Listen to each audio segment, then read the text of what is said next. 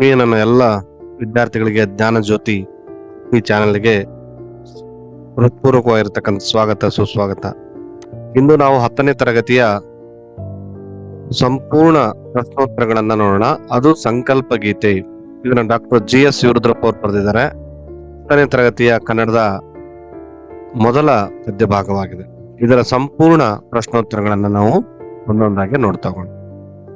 ಮೊದಲಿಗೆ ಕವಿಕೃತಿ ಪರಿಚಯವನ್ನು ನೋಡೋಣ.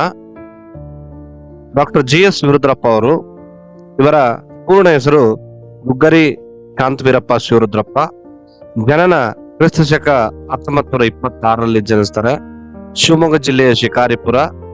ಇವರು ನಿಧನರಾಗಿದ್ದು 23/12/2013. ಜೊತೆಗೆ GS ಶಿವರುದ್ರಪ್ಪ ಅನೇಕ ಕೃತಿಗಳನ್ನ ಬರೆದಿದ್ದಾರೆ. ಅದರಲ್ಲಿ ಬರೆದಿರುವಂತಹ ಪ್ರಮುಖ ಕೃತಿಗಳಂತಂದ್ರೆ ಅವು ಮೊದಲಿಗೆ ಕವನ ಸಂಕಲನಗಳು, ಸಾಮಗಾನ, ಕೆಲವು ಒಲವು, ದೇವಶಿಲ್ಪಿ, ದೀಪದ ಹೆಜ್ಜೆ, ಅನಾವರಣ ಮತ್ತು ವಿಮರ್ಶಾತ್ಮಕ ಕೃತಿಗಳನ್ನ ಬರೆದಿದ್ದಾರೆ. ಅದು ವಿಮರ್ಶೆಯ ಪೂರ್ವ ಪಶ್ಚಿಮ. ಇನ್ನು ಮಾಸ್ಕೋದಲ್ಲಿ 22 ದಿನಗಳು ಎಂಬ ಪ್ರವಾಸ ಕಥನವನ್ನು ಕೂಡ ಬರೆದಿದ್ದಾರೆ. ಸೌಂದರ್ಯ ಸಮೀಕ್ಷೆ. ಇಷ್ಟು ಇವರ ಕವಿಕೃತಿ ಪರಿಚಯ. ಜೊತೆಗೆ ಇವರ ಗೌರವ ಮತ್ತು ಪ್ರಶಸ್ತಿಗಳು ಕೂಡ ಇವರಿಗೆ ಸಾಕಷ್ಟು ದೊರಕಿವೆ. ಭಾರತದ ರಾಷ್ಟ್ರಕವಿ ಎಂಬ ಹೆಗ್ಗಳಿಕೆ ಕೂಡ GS ಶಿವರುದ್ರಪ್ಪ ಅವರು ಪಾತ್ರರಾಗಿದ್ದಾರೆ. ಭಾರತ ಸರ್ಕಾರದಿಂದ ರಾಷ್ಟ್ರಕವಿ ಎಂಬ ಗೌರವವನ್ನು ಪಡೆಯೋದ್ರ ಜೊತೆಗೆ ಕೇಂದ್ರ ಸಾಹಿತ್ಯ ಅಕಾಡೆಮಿ ಪ್ರಶಸ್ತಿಯನ್ನು ಕೂಡ ಪಡೆದುಕೊಂಡಿದ್ದಾರೆ. ಕಾವ್ಯಾರ್ಥ ಚಿಂತನ ಕೃತಿಗೆ ದೊರಕಿದೆ. ಇನ್ನ ನಾಡೋಜ ಪ್ರಶಸ್ತಿ ಕೂಡ ಕನ್ನಡ ವಿಶ್ವವಿದ್ಯಾಲಯದಿಂದ, ಗೌರವ ಡಿಲಿಟ್ ಮತ್ತು ಬೆಂಗಳೂರು ಮತ್ತು ಕುವೆಂಪು ವಿಶ್ವವಿದ್ಯಾಲಯಗಳಿಂದ ಪ್ರದಾನವಾಗಿದೆ. ಇನ್ನು 1992ರಲ್ಲಿ ನಡೆದಂತಹ ದಾವಣಗೆರೆಯಲ್ಲಿಯ 61ನೆಯ ಅಖಿಲ ಭಾರತ ಕನ್ನಡ ಸಾಹಿತ್ಯ ಸಮ್ಮೇಳನದ ಅಧ್ಯಕ್ಷರು ಕೂಡ ಡಾಕ್ಟರ್ GS ಶಿವರುದ್ರಪ್ಪ ಅವರು ಆಗಿದ್ರು. ಮಕ್ಕಳೇ, 10ನೇ ತರಗತಿಯಲ್ಲಿ ನಿಮ್ಮ ಕವಿಕೃತಿ ಪರಿಚಯವನ್ನ ಕೇಳಿದ್ರೆ ಈ ಸಂಪೂರ್ಣ ವಿಷಯಗಳನ್ನ ನೀವು ನೆನಪಿನಲ್ಲಿ ಇಟ್ಕೊಳ್ಬೇಕಾಗತ್ತೆ. ಇನ್ನು ಒಂದೊಂದಾಗಿ ಪ್ರಶ್ನೋತ್ತರಗಳನ್ನ ನೋಡ್ತಾ ಹೋಗೋಣ. ಮೊದಲಿಗೆ ಒಂದು ವಾಕ್ಯದಲ್ಲಿ ಉತ್ತರಿಸಿ ಅಂತ ಪ್ರಶ್ನೆಗಳು ಬರ್ತವೆ. ಮೊದಲನೇ ಪ್ರಶ್ನೆ ಏನಿದೆ ನೋಡೋಣ. ಯಾವುದನ್ನು ಎಚ್ಚರದಲ್ಲಿ ಮುನ್ನಡೆಸಬೇಕು ಅಂತ ಪ್ರಶ್ನೆ ಕೇಳಿದ್ರೆ ಉತ್ತರ ಬಿರುಗಾಳಿಗೆ ಹೊಯ್ದಾಡುವಂತ ಹಡಗನ್ನು ಎಚ್ಚರದಲ್ಲಿ ಮುನ್ನಡೆಸಬೇಕು ಎನ್ನುವಂಥದ್ದು ಬರೀಬೇಕು. ಎರಡನೆಯ ಪ್ರಶ್ನೆ, ನದಿ ಜಲಗಳು ಏನಾಗಿವೆ ಅಂತ ಪ್ರಶ್ನೆ ಬರುತ್ತೆ. ಉತ್ತರ ನದಿ ಜಲಗಳು ಕಲುಷಿತಗೊಂಡಿವೆ ಅಥವಾ ಕಲುಷಿತವಾಗಿವೆ ಅಂತ ಬರೀಬೇಕು. ಇನ್ನು ಮೂರನೇದು, ಯಾವುದಕ್ಕೆ ಮುಂಗಾರಿನ ಮಳೆಯಾಗಬೇಕು? ಕಲುಷಿತವಾಗಿರುವಂತ ನದಿ ಜಲಗಳಿಗೆ ಮುಂಗಾರಿನ ಮಳೆಯಾಗಬೇಕು, ಅಂದ್ರೆ ಅದನ್ನ ಸ್ವಚ್ಛಗೊಳಿಸಬೇಕು ಅನ್ನುವಂತ ಮಾಹಿತಿಯನ್ನ ನಾವು ಈ ಪದ್ಯದಲ್ಲಿ ಕಾಣ್ತೀವಿ. ಇನ್ನು ಕಾಡುಮೇಡುಗಳ ಸ್ಥಿತಿ ಹೇಗಿದೆ? ಕಾಡುಮೇಡುಗಳ ಸ್ಥಿತಿಗಳು ಏನಾಗಿದೆ? ಬರಡಾಗಿವೆ. ಯಾಕಂದ್ರೆ ನಿರಂತರವಾಗಿ ನಾವು ಕಾಡುಗಳನ್ನ ನಡೀತಾ ಇದೀವಿ, ಹಾಗಾಗಿ ಅವು ಏನಾಗಿವೆ? ಬರಡಾಗಿವೆ ಅನ್ನುವಂಥದ್ದು ಈ ಪದ್ಯದಲ್ಲಿ ಸಂಪೂರ್ಣವಾಗಿ ತಿಳಿಸಲಾಗಿದೆ. ಇನ್ನು 5ನೇ ಪ್ರಶ್ನೆ, ಯಾವ ಎಚ್ಚರದಳು ಬದುಕಬೇಕಿದೆ? ಯಾವ ಎಚ್ಚರದಲ್ಲಿ ಬದುಕಬೇಕಂದ್ರೆ ಮತಗಳೆಲ್ಲವೂ ಪಥಗಳು ಎನ್ನುವಂತ ಎಚ್ಚರದಳು ನಾವು ಬದುಕಬೇಕು. ಅಂದ್ರೆ ಎಲ್ಲಾ ಮತಗಳು ಒಂದೇ ಮಾರ್ಗವನ್ನ ಸೂಚಿಸ್ತವೆ, ಒಂದೇ ದಾರಿಯನ್ನ ಸೂಚಿಸ್ತವೆ. ಎಲ್ಲರೂ ಕೂಡ ಸಂತೋಷದಿಂದ ಬದುಕುವಂತಹ ಒಳ್ಳೆಯ ಸಂದೇಶವನ್ನ ನೀಡುವಂತಹ ಮಾರ್ಗದಲ್ಲಿ ಎಲ್ಲಾ ಮತಗಳಿವೆ ಅನ್ನೋದನ್ನು ನಾವು ಉತ್ತರ ಬರೀಬೇಕಾಗುತ್ತೆ.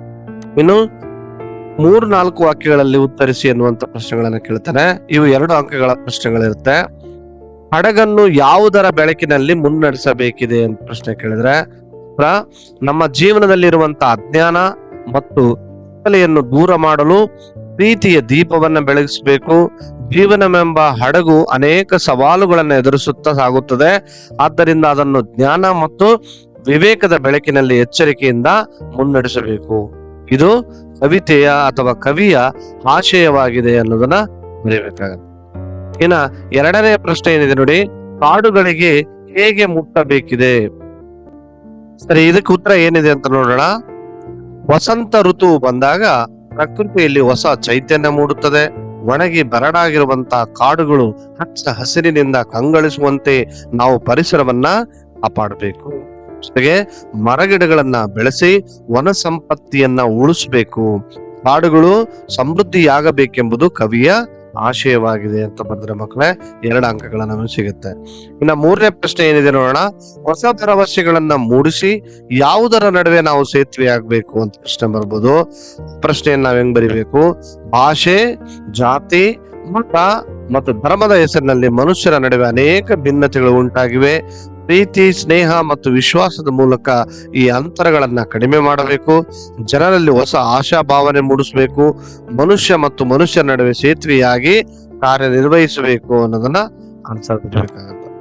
ಇನ್ನು 4ನೇ ಪ್ರಶ್ನೆ ಏನಿದೆ? ನಾಳಿನ ಕನಸನ್ನು ಬಿತ್ತಬೇಕಾದ್ರೆ ನಾವು ಹೇಗೆ ಬದುಕಬೇಕು ಅಂತ ಪ್ರಶ್ನೆ ಬರುತ್ತೆ. ಎಲ್ಲಾ ಧರ್ಮಗಳು ಮಾನವನಿಗೆ ಸತ್ಯವನ್ನೇ ಅಂದ್ರೆ ಒಂದು ಒಳ್ಳೆಯ ಮಾರ್ಗವನ್ನೇ ತೋರಿಸುತ್ತವೆ. ಆದ್ದರಿಂದ ಎಲ್ಲಾ ಮತ ಧರ್ಮಗಳನ್ನ ನಾವು ಗೌರವಿಸಬೇಕು ಎಂಬುವಂತ ಮನೋಭಾವವನ್ನ ನಾವೇನ್ ಮಾಡ್ಬೇಕಾಗತ್ತೆ? ಬೆಳೆಸ್ಕೊಳ್ಬೇಕಾಗತ್ತೆ. ಭಯ ಮತ್ತು ಅನುಮಾನಗಳನ್ನ ದೂರವಿಟ್ಟು ಆತ್ಮವಿಶ್ವಾಸದಿಂದ ಬದುಕಬೇಕು. ಆಗ ನಮ್ಮ ಮನಸ್ಸಿನಲ್ಲಿ ಉತ್ತಮವಾದಂತ ಭವಿಷ್ಯದ ಕನಸುಗಳನ್ನ ಬಿತ್ತೋದಕ್ಕೆ ಸಾಧ್ಯವಾಗುತ್ತೆ ಅನ್ನೋದನ್ನ ಬರೀಬೇಕಾಗತ್ತೆ. ಇನ್ನು 8-10 ವಾಕ್ಯಗಳಲ್ಲಿ ಉತ್ತರಿಸಿರಿ ಅಂತ ಪ್ರಶ್ನೆ ಬರುತ್ತೆ. ಇದು 4 ಅಂಕಗಳ ಪ್ರಶ್ನೆಗಳಿಗೆ ನಿಮಗೆ ಕೇಳ್ತಾನೆ. ಮೊದಲನೇ ಪ್ರಶ್ನೆ, ನಾವು ಯಾವ ಸಂಕಲ್ಪ ಕೈಗೊಳ್ಳಬೇಕೆಂದು ಕವಿ ಶಿವರುದ್ರಪ್ಪನವರ ಆಶಯವಾಗಿದೆ? ಈ ಪದ್ಯದಲ್ಲಿಯ ಸಂಕಲ್ಪ ಯಾವುದನ್ನ ಕೈಗೊಳ್ಳಬೇಕು ಅನ್ನೋದನ್ನ ಪ್ರಶ್ನೆ ಮಾಡ್ತಾರೆ. ಸೊ ಉತ್ತರ ನೋಡಿ, ನೀವು 2 ಪ್ಯಾರಾಗ್ರಾಫ್ ಅಲ್ಲಿ ಬರೀಬೇಕಾಗತ್ತೆ. ಕವಿಗಳ ಹೆಸರನ್ನ ಮೊದಲು ಮೆನ್ಷನ್ ಮಾಡಿ. ಕವಿಗಳಾಗಿರ್ತಕ್ಕಂಥ GS ಶಿವರುದ್ರಪ್ಪ ಅವರು ನಮ್ಮ ಜೀವನವನ್ನ ಸಾರ್ಥಕಗೊಳಿಸುವಂತಹ ಉತ್ತಮ ಸಂಕಲ್ಪಗಳನ್ನ ನಾವು ಕೈಗೊಳ್ಳಬೇಕೆಂದು ಆಶಿಸುತ್ತಾರೆ. ನಮ್ಮ ಸುತ್ತಲೂ ಹರಡಿರುವಂತಹ ದ್ವೇಷ, ಅಸೂಯೆ ಮತ್ತು ವೈಮನಸ್ಸನ್ನು ದೂರ ಮಾಡಲು ಪ್ರೀತಿಯ ದೀಪವನ್ನ ಬೆಳಗಿಸಬೇಕು. ಜೀವನವೆಂಬ ಹಡಗನ್ನು ಜ್ಞಾನ ಮತ್ತು ವಿವೇಕದ ಬೆಳಕಿನಲ್ಲಿ ಎಚ್ಚರಿಕೆಯಿಂದ ಮುನ್ನಡೆಸಬೇಕು. ಮಾಲಿನ್ಯಗೊಂಡಿರುವಂತಹ ನದಿಗಳು ಹಾಗೂ ಪರಿಸರವನ್ನ ರಕ್ಷಿಸುವ ಜವಾಬ್ದಾರಿಯನ್ನು ಹೊತ್ತು ಪ್ರಕೃತಿ ಪ್ರೇಮಿಗಳಾಗಬೇಕು. ಒಣಗಿ ಬರಡಾಗಿರುವಂತಹ ಕಾಡುಗಳು ಮತ್ತೆ ಹಸರಿನಿಂದ ಕಂಗೊಳಿಸುವಂತೆ ವನ ಸಂರಕ್ಷಣೆಗೆ ಆದ್ಯತೆಯನ್ನ ನೀಡಬೇಕು ಅಂತ ಫಸ್ಟ್ ಪ್ಯಾರಾಗ್ರಾಫ್ ಬರೆದ್ರೆ, 2ನೇ ಪ್ಯಾರಾಗ್ರಾಫ್ ಅಲ್ಲಿ ಇದಲ್ಲದೆ ಸಮಾಜದಲ್ಲಿ ಕಂಡು ಬರುವಂತ ಅನ್ಯಾಯ, ಭ್ರಷ್ಟಾಚಾರ, ಅಸಮಾನತೆ ಮತ್ತು ಅಸ್ಪೃಶ್ಯತೆಯನ್ನು ನಿವಾರಿಸಲು ಪ್ರಯತ್ನಿಸಬೇಕು. ಭಾಷೆ, ಜಾತಿ, ಮತ ಮತ್ತು ಧರ್ಮದ ಹೆಸರಿನಲ್ಲಿ ನಿರ್ಮಾಣವಾಗಿರುವಂತಹ ಭೇದ ಭಾವಗಳ ಗೋಡೆಗಳನ್ನ ಕೆಡವಿ ಮನುಷ್ಯರ ನಡುವೆ ಪ್ರೀತಿ ಮತ್ತು ಸೌಹಾರ್ದತೆಯ ಸೇತುವೆಯನ್ನು ನಿರ್ಮಿಸಬೇಕು. ಎಲ್ಲ ಧರ್ಮಗಳನ್ನ ಗೌರವಿಸುವಂತಹ ಮನೋಭಾವವನ್ನು ಬೆಳೆಸಿಕೊಳ್ಳಬೇಕು. ಭಯ ಮತ್ತು ಸಂಶಯಗಳನ್ನ ದೂರ ಮಾಡಿ ಉತ್ತಮ ಭವಿಷ್ಯದ ಕನಸುಗಳನ್ನ ಕಾಣಬೇಕು. ಇಂತಹ ಮಹತ್ತರವಾದ ಸಂಕಲ್ಪಗಳನ್ನ ಕೈಗೊಳ್ಳದೆ ಈ ಪದ್ಯದಲ್ಲಿಯ ಕವಿಗಳಾದಂತಹ ಶಿವರುದ್ರಪ್ಪನವರ ಆಶಯವಾಗಿದೆ. ಇಷ್ಟು ಬರೆದ್ರೆ ಮಕ್ಕಳ ನಿಮಗೆ 4 ಅಂಕದ ಸಂಪೂರ್ಣ ಉತ್ತರ ಸರಿಯಾಗತ್ತೆ. ಇನ್ನು 2ನೇ ಪ್ರಶ್ನೆ ಏನಿದೆ ನೋಡಿ, ಸಂಕಲ್ಪ ಮತ್ತು ಅನುಷ್ಠಾನ, ಇದರ ಕುರಿತು ಕವಿ ಶಿವರುದ್ರಪ್ಪನವರ ಅಭಿಪ್ರಾಯವನ್ನ ವಿವರಿಸಿ ಅಂತ ಕೇಳ್ತಾರೆ. ಏನ್ ಬರೀತೀರಿ? ಕವಿ GS ಶಿವರುದ್ರಪ್ಪ ಅವರ ಅಭಿಪ್ರಾಯದಂತೆ ಒಳ್ಳೆಯ ಸಂಕಲ್ಪಗಳನ್ನ ಕೈಗೊಳ್ಳುವುದ್ರ ಜೊತೆಗೆ ಅವುಗಳನ್ನ ನಾವೇನ್ ಮಾಡ್ಬೇಕಾಗತ್ತೆ? ಅನುಷ್ಠಾನಕ್ಕೆ ತರಬೇಕು ಅಥವಾ ಕಾರ್ಯರೂಪಕ್ಕೆ ತರುವುದು ಅತ್ಯಂತ ಮುಖ್ಯವಾಗಿದೆ. ಪ್ರೀತಿಯ ದೀಪವನ್ನ ಬೆಳಗಿಸುವ ಸಂಕಲ್ಪದಿಂದ ದ್ವೇಷ ಮತ್ತು ವೈಮನಸ್ಸು ದೂರವಾಗಿ ಸಮಾಜದಲ್ಲಿ ಶಾಂತಿ ನೆಲೆಸುತ್ತದೆ. ಎಚ್ಚರಿಕೆಯಿಂದ ಬದುಕುವ ಸಂಕಲ್ಪದಿಂದ ಜೀವನದ ಸವಾಲುಗಳನ್ನು ಧೈರ್ಯವಾಗಿ ಎದುರಿಸಲು ಸಾಧ್ಯವಾಗುತ್ತದೆ. ಪರಿಸರ ಸಂರಕ್ಷಣೆಯ ಸಂಕಲ್ಪದಿಂದ ನದಿಗಳು, ಕಾಡುಗಳು ಹಾಗೂ ಪ್ರಕೃತಿಯ ಸಂಪತ್ತನ್ನು ನಾವೇನ್ ಮಾಡ್ಬೋದು? ಉಳಿಸಬಹುದು. ವನ ಸಂರಕ್ಷಣೆಯ ಮೂಲಕ ಕಾಡುಗಳ ಹಸಿರಿನಿಂದ ಕಂಗೊಳಿಸಿ ಪರಿಸರ ಸಮತೋಲನವನ್ನ ಕಾಪಾಡಬಹುದು. ಇದರ ಜೊತೆಗೆ ಸಮಾಜದಲ್ಲಿ ನಾವೇನ್ ಮಾಡ್ಬೇಕಾಗತ್ತೆ? ಹೊಸ ಭರವಸೆಗಳನ್ನ ಮತ್ತು ಆತ್ಮವಿಶ್ವಾಸವನ್ನ ಮೂಡಿಸುವಂತ ಕೆಲಸ ಮಾಡ್ಬೇಕು. ಜಾತಿ, ಮತ, ಧರ್ಮ ಮತ್ತು ಭಾಷೆಯ ಭೇದ ಭಾವಗಳನ್ನ ತೊಡೆದುಹಾಕಿ ಎಲ್ಲರೂ ಸಮಾನತೆಯಿಂದ ಮನೋಭಾವದಿಂದ ಬೆಳೆಸಿಕೊಳ್ಬೇಕು. ಎಲ್ಲಾ ಧರ್ಮಗಳನ್ನ ಗೌರವಿಸಬೇಕು. ಸಮಾಜದಲ್ಲಿ ಸೌಹಾರ್ದತೆ ಮತ್ತು ಶಾಂತಿಯನ್ನ ಬೆಳೆಸಬೇಕು. ಭಯ ಮತ್ತು ಸಂಶಯಗಳನ್ನ ದೂರ ಮಾಡಿ ಆತ್ಮವಿಶ್ವಾಸದಿಂದ ನಾವೇನ್ ಮಾಡ್ಬೇಕಾಗತ್ತೆ? ಮುನ್ನಡಿಬೇಕಾಗತ್ತೆ. ಹೀಗೆ ಉತ್ತಮ ಸಂಕಲ್ಪಗಳನ್ನ ಕೈಗೊಂಡು ಅವುಗಳನ್ನ ಅನುಷ್ಠಾನಗೊಳಿಸಿದಾಗ ಮಾತ್ರ ವ್ಯಕ್ತಿ ಮತ್ತು ಸಮಾಜದ ಅಭಿವೃದ್ಧಿ ಸಾಧ್ಯವಾಗುತ್ತದೆ ಎಂಬುದು ಕವಿ ಶಿವರುದ್ರಪ್ಪನವರ ಅಭಿಪ್ರಾಯವಾಗಿದೆ. ಇಷ್ಟು ಬರೆದ್ರ ಮಕ್ಕಳೇ ನಿಮಗೆ 4 ಅಂಕಗಳ ಪ್ರಶ್ನೆ ಸರಿಯಾಗತ್ತೆ. ಏನು ಸಂದರ್ಭಾನುಸಾರ ಸ್ವಾರಸ್ಯ ಅಂತ ಕೇಳ್ತೇನೆ. ಒಂದೊಂದು ಸಾಲಿನಲ್ಲಿ ಕೇಳಿದಂತ ಸಂದರ್ಭಗಳನ್ನ ಬಹಳ ಸ್ಪಷ್ಟವಾಗಿ ಬರಿಬೇಕಾಗತ್ತೆ ಮಕ್ಕಳೇ.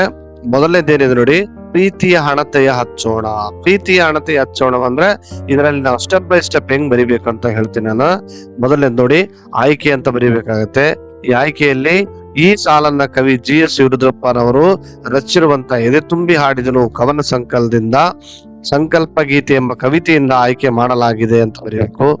ಜೊತೆಗೆ ಸಂದರ್ಭ, ಉತ್ತಮ ಸಮಾಜ ನಿರ್ಮಾಣಕ್ಕಾಗಿ ಪ್ರತಿಯೊಬ್ಬರು ಸಕಾರಾತ್ಮಕ ಚಿಂತನೆ ಮತ್ತು ಮಾನವೀಯ ಮೌಲ್ಯಗಳನ್ನ ಬೆಳೆಸಿಕೊಳ್ಳಬೇಕು ಎಂದು ಹೇಳುವ ಸಂದರ್ಭದಲ್ಲಿ ಕವಿ ಈ ಮಾತನ್ನ ಹೇಳಿದ್ದಾರೆ. ಯಾವ ಸಂದರ್ಭದಲ್ಲಿ ಹೇಳಿದ್ದಾರೆ ಅಂತ ಬರೀಬೇಕು. ಜೊತೆಗೆ ಸ್ವಾರಸ್ಯ, ಇಂದಿನ ಸಮಾಜದಲ್ಲಿ ದ್ವೇಷ, ಅಸೂಯೆ ಮತ್ತು ವೈಮನಸ್ಸು ಹೆಚ್ಚಾಗುತ್ತಿರುವುದನ್ನು ಕವಿ ಗಮನಿಸುತ್ತಾರೆ. ಇಂತಹ ನಕಾರಾತ್ಮಕ ಭಾವನೆಗಳನ್ನು ದೂರ ಮಾಡಿ ಪ್ರೀತಿ, ಕರುಣೆ ಮತ್ತು ಸಹಾನುಭೂತಿ ಬೆಳಕನ್ನು ಹರಡಬೇಕು ಎಂದು ಅವರು ಕರೆ ನೀಡುತ್ತಾರೆ. ಪ್ರೀತಿಯ ಮನೋಭಾವದಿಂದ ಎಲ್ಲರೊಂದಿಗೆ ಬೆರೆಯುವುದರಿಂದ ಶಾಂತಿ, ಸೌಹಾರ್ದತೆ ಮತ್ತು ಸಹಬಾಳ್ವೆ ಬೆಳೆಯುತ್ತದೆ ಎಂಬ ಭಾವನೆಯನ್ನು ಕವಿ ಇಲ್ಲಿ ಸ್ವಾರಸ್ಯಪೂರ್ಣವಾಗಿ ವ್ಯಕ್ತಪಡಿಸಿದ್ದಾರೆ. ಇದು ನಿಮಗೆ 3 ಅಂಕದ ಪ್ರಶ್ನೆಗಳಿಗೆ ಕೇಳಿದಾಗ ಈ ತರಹದ ಉತ್ತರವನ್ನ ನೀವು ಬರೀಬೇಕಾಗತ್ತೆ. ಇನ್ನು 2ನೇ ಪ್ರಶ್ನೆ ಸಂದರ್ಭದ್ದು, ಮುಂಗಾರಿನ ಮಳೆಯಾಗೋಣ. ಯಾವಾಗ ಇದನ್ನ ಹೇಳುತ್ತಾರೆ ಕವಿಗಳು? ಆಯ್ಕೆ ಆಸ್ ಇಟ್ ಈಸ್ ಇರುತ್ತೆ, ಆಯ್ಕೆ ಮತ್ತು ಸಂದರ್ಭ. ಅದರ ಸಂದರ್ಭ ಸ್ವಲ್ಪ ಬೇರೆ ಆಗುತ್ತೆ, ಆಯ್ಕೆ ಮಾತ್ರ ಸೇಮ್ ಇರುತ್ತೆ. ಪರಿಸರ ಸಂರಕ್ಷಣೆ ಮತ್ತು ಪ್ರಕೃತಿ ಪ್ರೇಮದ ಅಗತ್ಯತೆಯನ್ನು ತಿಳಿಸುವಂತಹ ಸಂದರ್ಭದಲ್ಲಿ ಕವಿ ಈ ಮಾತನ್ನ ಹೇಳ್ತಾರೆ ಅನ್ನುವಂತ ಸಂದರ್ಭವನ್ನು ಬರೀಬೇಕು. ಇನ್ನು ಸ್ವಾರಸ್ಯ ಬಂದಾಗ, ಮುಂಗಾರಿನ ಮಳೆಯು ಭೂಮಿಗೆ ಹೊಸ ಜೀವನವನ್ನ ನೀಡುವಂತೆ ಮನುಷ್ಯರು ಸಮಾಜಕ್ಕೆ ಮತ್ತು ಪ್ರಕೃತಿಗೆ ಉಪಕಾರಿಯಾಗಬೇಕು ಎಂಬುದು ಇಲ್ಲಿಯ ಕವಿಯ ಒಂದು ಆಶಯವಾಗಿದೆ. ಮಾಲಿನ್ಯಗೊಂಡಿರುವಂತಹ ನದಿಗಳು, ಹಾಳಾಗುತ್ತಿರುವಂತಹ ಪರಿಸರ ಮತ್ತು ಕ್ಷೀಣಿಸುತ್ತಿರುವಂತಹ ಪ್ರಕೃತಿ ಸಂಪತ್ತನ್ನ ಉಳಿಸಲು ಪ್ರತಿಯೊಬ್ಬರು ಕೂಡ ನಾವು ಮುಂದಾಗಬೇಕು. ಪರಿಸರವನ್ನ ಕಾಪಾಡುವ ಮೂಲಕ ಮುಂದಿನ ಪೀಳಿಗೆಗೆ ಉತ್ತಮ ಭವಿಷ್ಯವನ್ನ ನೀಡಬಹುದು ಎಂಬ ಸಂದೇಶವನ್ನ ಕವಿ ಈ ಸಾಲಿನ ಮೂಲಕ ಸುಂದರವಾಗಿ ಅಭಿವ್ಯಕ್ತಪಡಿಸಿದ್ದಾರೆ. ಈಗ 3ನೇ ಪ್ರಶ್ನೆ, ಹೊಸ ಭರವಸೆಗಳ ಕಟ್ಟೋಣ. ಈ ಸಾಲನ್ನ ಆಯ್ಕೆ ಅಂತ ಬಂದಾಗ ಇದು ಆಸ್ ಇಟ್ ಈಸ್ ಇರುತ್ತೆ. ಸಂದರ್ಭ, ಸಮಾಜದಲ್ಲಿ ಆಶಾಭಾವನೆ ಮತ್ತು ಆತ್ಮವಿಶ್ವಾಸವನ್ನ ಬೆಳೆಸುವಂತಹ ಅಗತ್ಯವನ್ನು ತಿಳಿಸುವ ಸಂದರ್ಭದಲ್ಲಿ ಕವಿ ಈ ಮಾತನ್ನ ಹೇಳಿದ್ದಾರೆ. ಇಂದಿನ ಸಮಾಜದಲ್ಲಿ ಅನೇಕ ಜನರು ನಿರಾಶೆಗೊಂಡಿದ್ದಾರೆ, ಅನೇಕ ಸಂಕಷ್ಟಗಳನ್ನ ಬಳಲ್ತಾ ಇದ್ದಾರೆ. ಇಂತಹ ಸಂದರ್ಭಗಳಲ್ಲಿ ಅವರಿಗೆ ಧೈರ್ಯ ತುಂಬಿ ಉತ್ತಮ ಭವಿಷ್ಯದ ಕನಸು ಕಾಣುವಂತೆ ಮಾಡಬೇಕು ಎಂದು ಕವಿ ಬಯಸುತ್ತಾರೆ. ಹೊಸ ಭರವಸೆಗಳು ವ್ಯಕ್ತಿಯ ಜೀವನದಲ್ಲಿ ಹೊಸ ಉತ್ಸಾಹ ಮತ್ತು ಆತ್ಮವಿಶ್ವಾಸವನ್ನ ಮೂಡಿಸುತ್ತವೆ. ಸಮಾಜದ ಅಭಿವೃದ್ಧಿಗೆ ಆಶಾಭಾವನೆ ಅತ್ಯಗತ್ಯ ಎಂಬುದನ್ನ ಕವಿ ಈ ಸಾಲಿನ ಮೂಲಕ ಅರ್ಥಪೂರ್ಣವಾಗಿ ತಿಳಿಸುತ್ತಾರೆ. 4ನೇ ಸಂದರ್ಭ, ಹೊಸ ಎಚ್ಚರದೊಳು ಬದುಕೋಣ. ನೋಡಿ, ಆಯ್ಕೆ ಬದಲಾವಣೆ ಆಗೋದಿಲ್ಲ. ಸಂದರ್ಭ ಯಾವ ಸಂದರ್ಭದಲ್ಲಿ ಹೇಳ್ತಾರೆ ನೋಡೋಣ ಕವಿಗಳು. ಮನುಷ್ಯರು ಪರಸ್ಪರ ಗೌರವ, ಸಹಿಷ್ಣುತೆ ಮತ್ತು ಸಮಾನತೆಯ ಮನೋಭಾವದಿಂದ ಬದುಕಬೇಕು ಎಂದು ಹೇಳುವ ಸಂದರ್ಭದಲ್ಲಿ ಕವಿ ಈ ಮಾತನ್ನ ಹೇಳಿದ್ದಾರೆ. ಸ್ವಾರಸ್ಯ ಏನಿದೆ ನೋಡೋಣ. ಎಲ್ಲಾ ಧರ್ಮಗಳು ಮತ್ತು ಮತಗಳು ಮಾನವನ ಒಳಿತನ್ನೇ ಬೋಧಿಸುತ್ತವೆ. ಆದ್ದರಿಂದ ಜಾತಿ, ಮತ, ಧರ್ಮಗಳ ಭೇದ ಭಾವವನ್ನು ಬಿಟ್ಟು ಎಲ್ಲರನ್ನು ಸಮಾನವಾಗಿ ಕಾಣಬೇಕು. ಪರಸ್ಪರ ಗೌರವ ಮತ್ತು ಪ್ರೀತಿಯಿಂದ ಬದುಕಿದಾಗ ಸಮಾಜದಲ್ಲಿ ಶಾಂತಿ ಮತ್ತು ಸೌಹಾರ್ದತೆ ನೆಲೆಸುತ್ತದೆ. ಮಾನವೀಯ ಮೌಲ್ಯಗಳನ್ನು ಅಳವಡಿಸಿಕೊಂಡು ಜಾಗೃತಿಯಿಂದ ಬದುಕಬೇಕೆಂದು ಸಂದೇಶವನ್ನ ಕವಿ ಈ ಸಾಲಿನ ಮೂಲಕ ಸ್ವಾರಸ್ಯಪೂರ್ಣಕವಾಗಿ ವ್ಯಕ್ತಪಡಿಸಿದ್ದಾರೆ. ಇನ್ನು ಕೊನೆಯದಾಗಿ, ಬಿಟ್ಟ ಸ್ಥಳಗಳಿಂದ ಸೂಕ್ತ ಉತ್ತರದಿಂದ ತುಂಬಿರಿ ಅಂತೇಳಿ ಬರುತ್ತೆ. ಇದ್ರ 5 ಪ್ರಶ್ನೆಗಳನ್ನ ಕೇಳಿದರೆ, ಸಂಕಲ್ಪ ಗೀತೆ ಪದ್ಯವನ್ನ ಯಾವ ಕವನ ಸಂಘದಿಂದ ಆರಿಸಿಕೊಳ್ಳಲಾಗಿದೆ ಅಂದ್ರೆ ಏನ್ ಬರೀತೀರಾ? ಎದೆ ತುಂಬಿ ಹಾಡಿದನು. ತಲೆಯೊಳಗೆ ಯಾವ ಹಣತೆಯನ್ನ ಹಚ್ಚಬೇಕು? ಪ್ರೀತಿಯ ಹಣತೆಯನ್ನ. ಬಿದ್ದುದನ್ನು ಮೇಲೆಬ್ಬಿಸಿ ನಿಲ್ಲಿಸಿ ಡ್ಯಾಶ್ ಕಟ್ಟೋಣ ಅಂತ ಕೇಳಿದ್ರೆ ಹೊಸ ಭರವಸೆಗಳನ್ನ ಕಟ್ಟೋಣ. ನಾಳಿನ ಕನಸನ್ನು ಡ್ಯಾಶ್ ಕಂದಿದ ಕಣ್ಣಿನಲ್ಲಿ ಬಿತ್ತೋಣ ಅಂತ ಕೇಳಿದ್ರೆ ಭಯ ಸಂಶಯದಳು ಕಂದಿದ ಕಣ್ಣಿನಲ್ಲಿ ಬಿತ್ತೋಣ ಅಂತ ಬರೀಬೇಕು.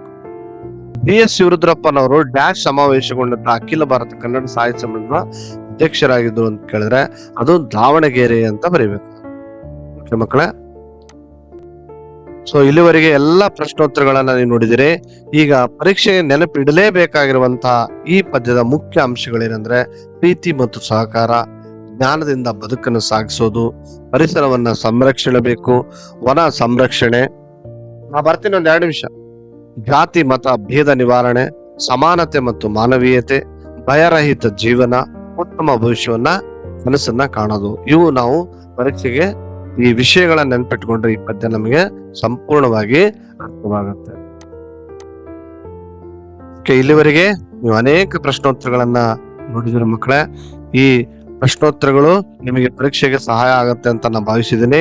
ಇಲ್ಲಿವರೆಗೆ ನಮ್ಮ ಚಾನೆಲ್ ಅನ್ನ ವೀಕ್ಷಿಸಕ್ಕಾಗಿ ಧನ್ಯವಾದಗಳು. ಮಕ್ಕಳೇ, ಈ